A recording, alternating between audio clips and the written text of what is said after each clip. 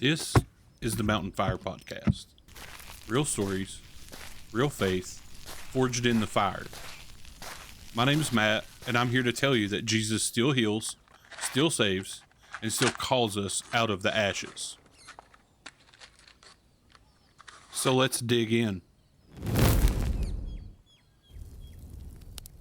Sometimes the voice you least expect is the one you most often need to hear.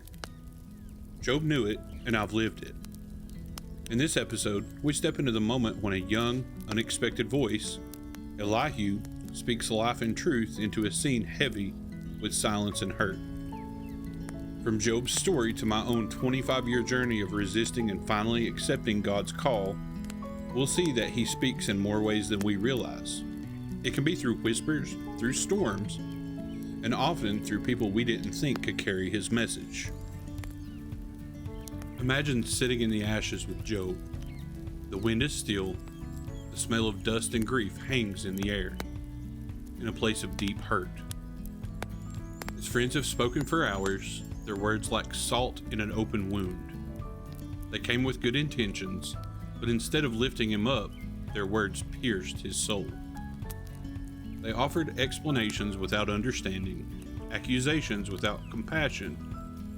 Every sentence has cut deeper, and Job's voice is hoarse from defending himself. He had responded honestly, pouring his heart out before God and man, wrestling with his suffering and demanding answers. You can almost feel the tension pressing on your chest. But now, someone else is about to speak.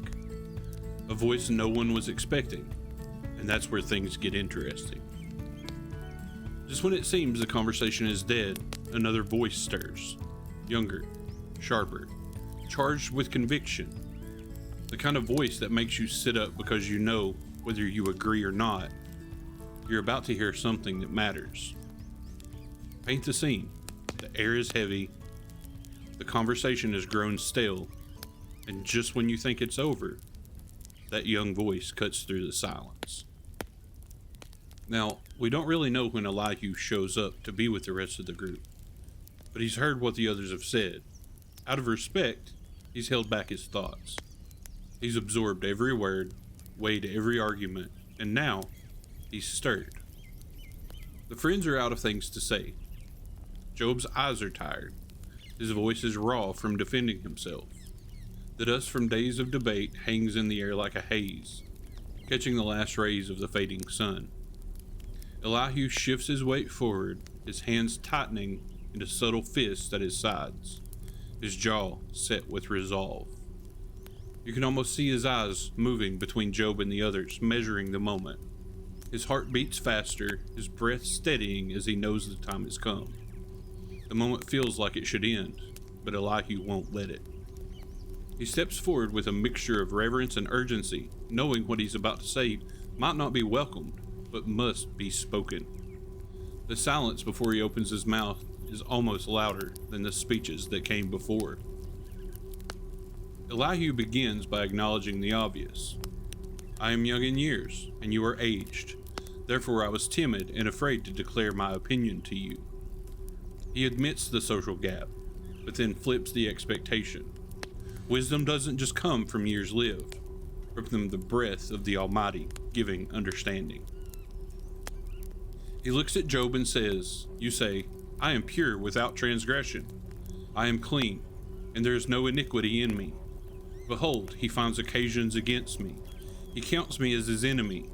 He puts my feet in the stocks and watches all my paths. Behold, in this you are not right. I will answer you, for God is greater than man.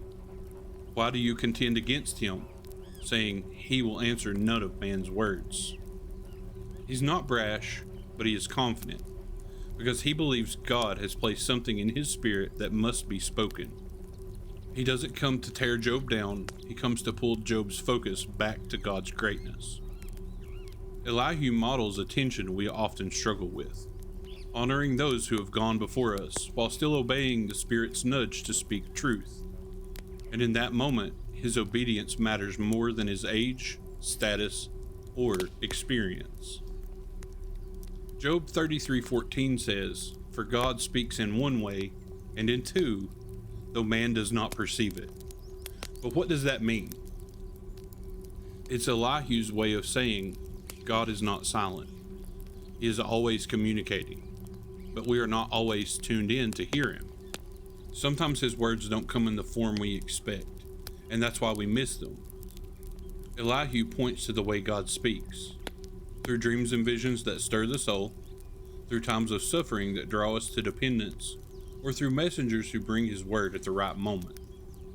Sometimes the voice comes from the least expected source, a stuttering Moses, a talking donkey, or a shepherd boy with a sling. This is a reminder that God's voice is not limited by our preferences or our expectations.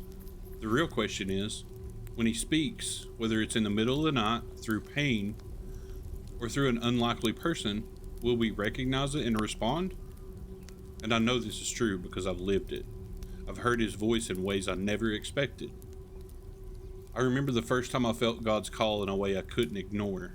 I was young, unpolished, and honestly didn't think I had anything worth saying. And truthfully, I didn't accept it. I pushed it to the side, convinced I had misunderstood or that it was meant for someone else. What I didn't realize was that it would take nearly 25 years for me to even begin to wrap my mind around what God was asking of me. Those 25 years were filled with detours, seasons of running, and moments where I thought I had disqualified myself. I chased other things, poured myself into different identities, and ignored the pull that I felt in my spirit. But God's call is patient. It doesn't fade just because we resist it. He kept showing up in whispers, conviction, and in opportunities I didn't deserve until I finally stopped fighting. I've stood in rooms feeling invisible, certain no one saw me, but God did. He's interrupted my life in the quiet hours, in the depths of my mental prison, in the middle of worship, and even in seasons when I thought he'd gone silent, only to remind me, I'm still here, and I've called you. I think back to the prophetic words spoken over me when I was barely old enough to understand them.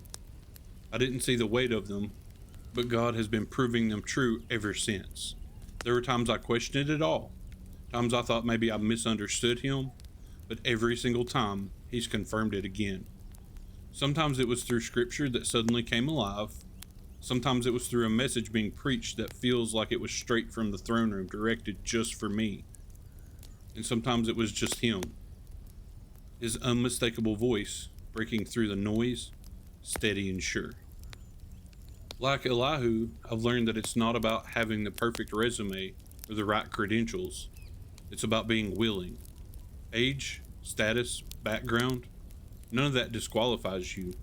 But staying silent when God tells you to speak, that might. Don't underestimate who God might use or how he might speak. It could be through the person you least expect, or it could be through you in a moment you feel least prepared. Your job is to listen, to discern his voice, and to obey when he prompts you. God doesn't call the qualified, he qualifies the called. The measure of faithfulness isn't how polished you sound, but whether you're willing to open your mouth when the Spirit says, speak. And sometimes obedience won't make sense in the moment. You might feel unprepared, underqualified, or unsure of how it will be received. But those are often the very moments God uses most powerfully. The truth is, the enemy isn't afraid of your talent or your resume. He's afraid of your obedience. Because obedience invites the presence and the power of God into situations in ways that our own strength never could. Be ready. Stay sensitive to his promptings. And when the moment comes, step forward with courage, knowing the one who called you will also give you the words to say. Now remember Job 33:14. For God speaks in one way and in two, though man does not perceive it. God is still speaking today, maybe through a whirlwind, maybe in a whisper, maybe through someone you least expect. Remember this. It's not about being the loudest voice in the room, it's about being the obedient one. Be willing to hear him through unexpected sources, and be ready to be that source for someone else. Next time, the voice Job's been crying out for finally speaks, and it changes everything. Thanks for listening to the Mountain Fire Podcast, where testimony meets truth. If today spoke to you, share it with someone who needs to hear it. You can find past episodes on Spotify, Apple Podcasts, Amazon, and YouTube. Until next time, stay faithful and keep walking through the fire.